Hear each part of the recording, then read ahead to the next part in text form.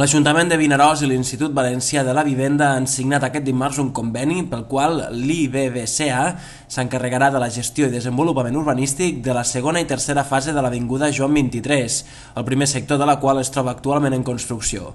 L'alcalde de Vinaròs, Jordi Romeu, ha detallat en què consistirà aquesta actuació, que inclou la construcció d'habitatges de protecció pública i de renda lliure. En la UE2, la superfície és de 35.434 metres, i comportarà la creació de 279 vivendes aproximadament dins d'aquest sector.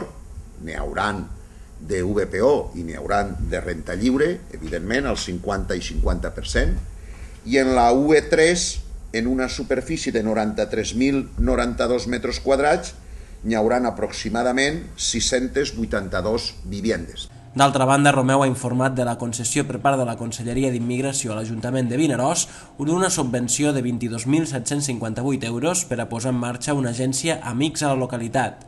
D'aquesta instal·lació ha parlat l'alcalde vinaròsenc. És una agència de mediació per a la integració i la convivència social. És una oficina d'informació, mediació, assessorament i orientació per al col·lectiu immigrant per tal de posar a la seva disposició i la de la població autòctona tècnics, organitzacions que ho precisen i tots els recursos que totes les administracions i altres entitats tenen en marxa de la ciutat. A més, el consistori de Vinaròs ha avançat que properament remodelarà el carrer Santa Rosa del cementiri municipal. Al respecte, s'ha comentat que s'informarà a totes les persones interessades sobre el procés que se seguirà.